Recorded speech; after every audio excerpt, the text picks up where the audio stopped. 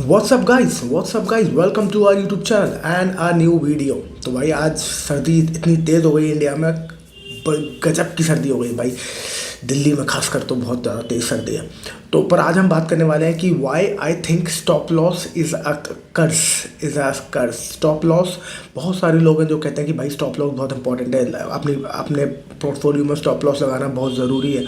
पर मुझे लगता है कि स्टॉप लॉस एक्चुअली आपको फ़ायदे से ज़्यादा नुकसान देता है। अगर आप इसको गौर से समझें, और हम जो बात करने वाले हैं टोटलिटी में, अगर इसको आप गौर से देखें और उसको पूरी सिनेरियो को समझें तो आपको समझ में आएगा कि स्टॉप लॉस एक्चुअली नुकसान फ़ायदे से ज़्यादा नुकसान का सौदा है। और मेरे हिसाब से स्टॉप लॉस आपको नहीं लगाना चाहिए। इसको एक बार ऐसे समझते हैं कि जब किसी भी बड़े इन्वेस्टर को कोई पर्टिकुलर स्टॉक अच्छा लगता है, उसको लगता है कि यार मुझे इसमें पोजीशन बनानी चाहिए, तो आपके पास इतना पैसा है तो है नहीं कि आप उस स्टॉक को मूव कर पाओ।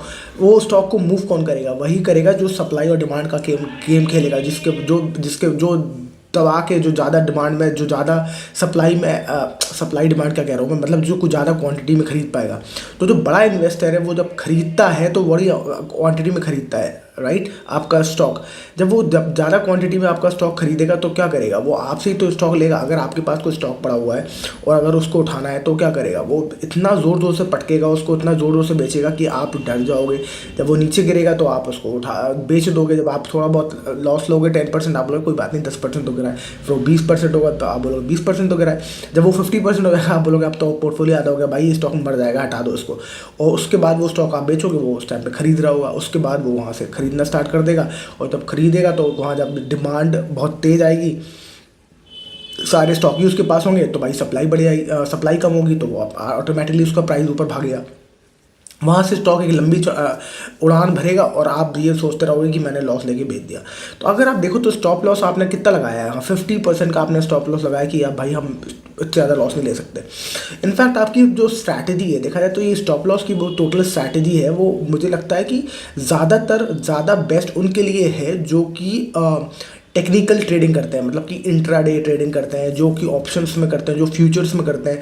उनके लिए बहुत बढ़िया है ये स्टॉप लॉस, क्योंकि उनका जो लॉस है वो एक दिन में काफ़ी ज़्यादा हो सकता है, काफ़ी कम हो सकता है। उनकी क्वांटिटी बड़ी होती है और वो जल्दी जल्दी राइट ऑफ करते हैं, जल्दी जल्दी लॉस और प्रॉफिट बुक करते हैं। तो उनका एक्चुअली सारा जो पूरा उनका जो क्या कहते हैं, उनका जो माइंडसेट है वो सारा ये है कि छोटे छोटे प्रॉफिट्स लेना है और लॉस भी छोटे लेने हैं, या फिर प्रॉफिट थोड़े से ज़्यादा बड़े लेने हैं, लॉस थोड़े थोड़े छोटे छोटे लेने हैं। तो थोड़े थोड़े छोटे लॉस को लेने के लिए वो जल्दी जल्दी स्टॉप लॉस लगाते हैं कि ज़्यादा मुझे लॉस ना हो, क्योंकि ज़्यादा अगर लॉस हो गया तो उसको रिकवर करना मुश्किल होगा। तो वो सारा जो खेल वो खेलते हैं हल्का बहुत स्टॉक मार्केट के मूवमेंट के लिए। थोड़ा सा मार्केट नीचे चला गया, उन्होंने हल्का स्टॉप लॉस लगा के वहाँ से निकल गए। फिर मार्केट ऊपर आया, तो वो वेट करेंगे कि जितना वो लॉस लिया उन्होंने उससे डबल का प्रॉफिट बुक कर लें, जिससे कि नेट में वो प्रॉफिट में आ जाए। तो ऐसे छोटे मोटे मूवमेंट्स को वो कैप्चर करने की कोशिश करता है। तो वो स्टॉप लॉस ज़रूरी है उसमें, क्योंकि क्या होता है कि कभी कभार क्या होता है एकदम से मार्केट बहुत तेज़ मूव करता है और अगर वो स्टॉप लॉस नहीं लगाएंगे तो उस दिन उनका मोटा पैसा चला जाएगा। तो वो एक छोटे मूवमेंट के लिए बढ़िया है, एक छोटी स्ट्रैटेजी की बढ़िया है, एक छोटे हॉराइजन के लिए बढ़िया है।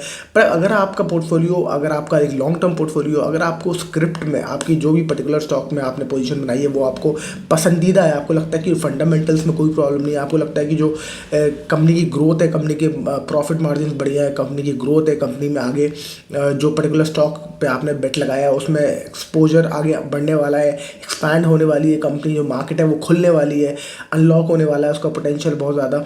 तो अगर आपको ये सारी चीज़ें दिखती हैं, आपको लगता है कि आगे ट्रैक्टर्स बिकेंगे, एग्रीकल्चर का जोर बढ़ने वाला है, सरकार भी इसको सपोर्ट कर रही है, तो आप ये सारे जब फैक्टर्स को फैक्टर इन करके सोचते हैं तो आपको ये नहीं सोचते कि आज आप खरीदेंगे कल बेचेंगे। आप सोचते हैं कि यार इसको हम रखेंगे 10 साल, 5 साल, 4 साल। तो ऐसा अगर आप जब लंबे होराइजन की रखते हैं तो उसमें स्टॉप लॉस आपको लॉस ज़्यादा देता है। कैसे देता है कि आप जब भी वो स्टॉक तो ऊपर नीचे गिरेगा, ऊपर भी जाएगा नीचे भी जाएगा, जब नीचे आएगा तो आप उसको लॉस लेके बेच दोगे, फिर वो ऊपर चला जाएगा, फिर आप बोलोगे अरे यार ये तो लॉस हो गया।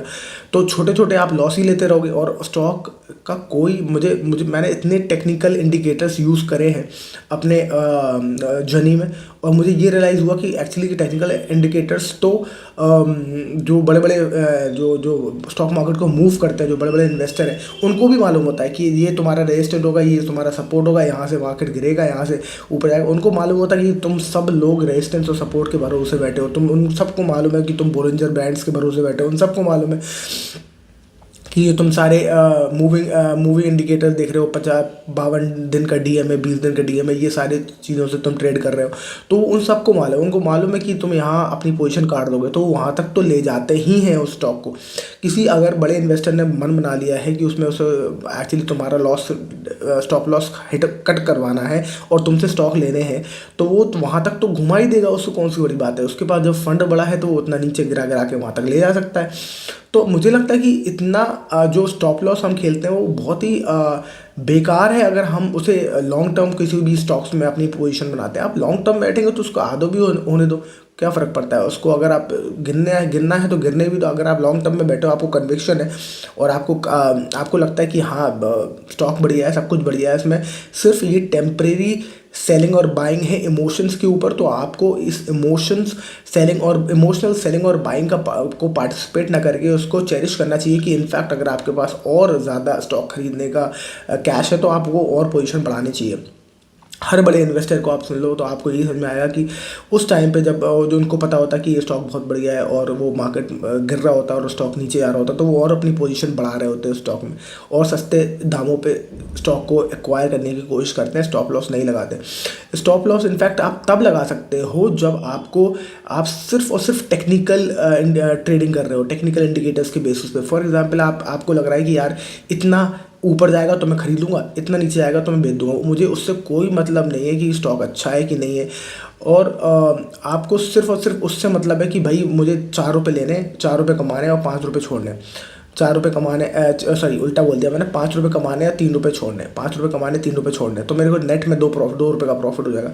तो आपका अगर ये माइंडसेट है तो आप ये तो सोच सकते हो कि थोड़ा थोड़ा आप पैसे कमा लोगे, पर जो नेट प्रॉफिट निकल के आता है मैंने देखा वो बहुत ज़्यादा नहीं आता। और बहुत ही पहली बात तो बहुत ही रेयर लोग हैं जो नेट में प्रॉफिटेबल होते हैं। जब रोज़ ट्रेडिंग करते हैं इंट्राडे ट्रेडर्स, बहुत ही रेयर लोग हैं, उनका कैपिटल भी बहुत बड़ा होता है और तब भी वो बहुत बहुत लिमिटेड अमाउंट ऑफ पीपल है जो, और उनका भी प्रॉफिट देखा जाए तो सारा बट जाता है ब्रोकर्स के हाथ में, उनके हाथ में, सरकार ले लेती है टैक्सेस के रूप में।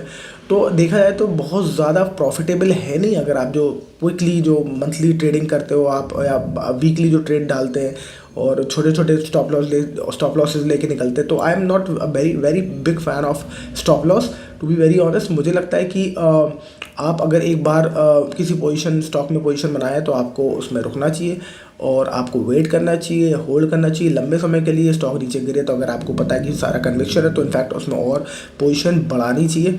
और अगर आपका ये माइंडसेट है तो आप लंबे समय के लिए उसको होल्ड कर सकते हो, 5-10 साल के लिए, और आपको मल्टी बैगर रिटर्न दे सकता है। I am talking about small caps और मिड कैप कंपनीज। पर अगर आपको लगता है कि, या फिर आप एक काम कर सकते हो कि आप स्विंग ट्रेड करो, स्विंग ट्रेड भी बहुत बढ़िया है। अगर आप स्विंग ट्रेड करते हो तो आप ऐसे स्टॉक्स में खरीदो जो बहुत ज़्यादा गिरते ही नहीं है।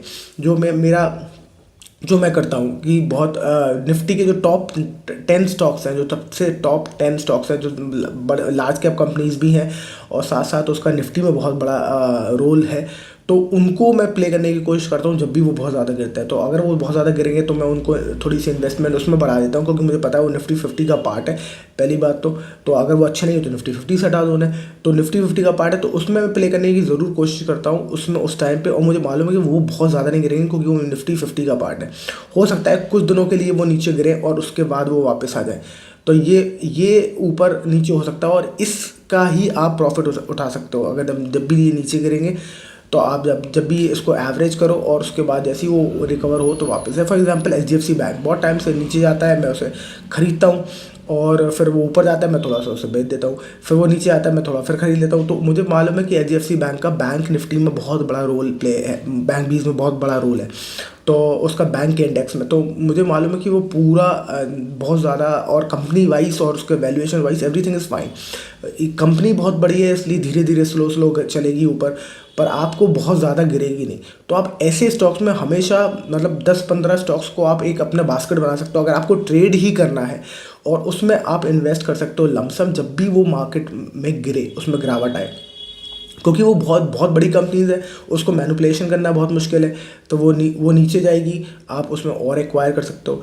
तो ऐसी कंपनीज जैसे कि एल&टी, एचडीएफसी बैंक, ऐसे इन स्टॉक, हिंदुस्तान यूनिलीवर, ऐसे स्टॉक्स को आप हमेशा कंसिडर कर सकते हो जब भी आपको आपका ये मानो कि यार मैं स्विंग ट्रेड करना चाहता हूँ। तो जब भी ऐसे मौके, और आप देखोगे हमेशा आपको ऐसे मौके मिलते ही रहेंगे, आपको ऐसे मौके मिलते ही रहेंगे।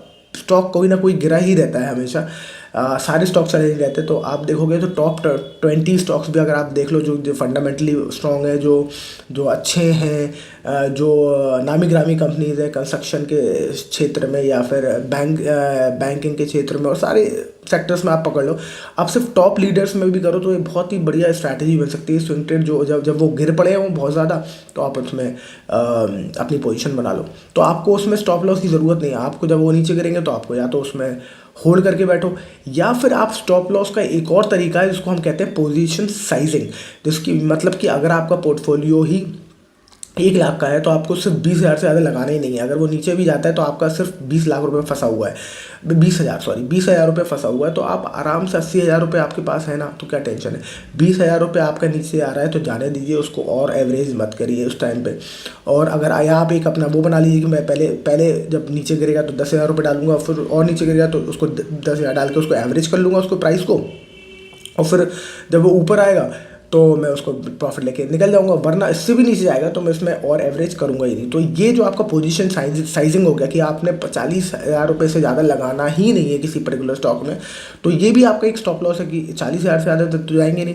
और लगा भी रहे हो आप वो बढ़िया स्टॉक्स में जो कि नामी ग्रामी है, जो फंडामेंटली स्ट्रॉन्ग है, जो कि टॉप नॉच है अपने इंडस्ट्री के, तो फिर कोई दिक्कत ही नहीं, आपको देर सवेर वो स्टॉक आपका ऊपर आ ही जाएगा।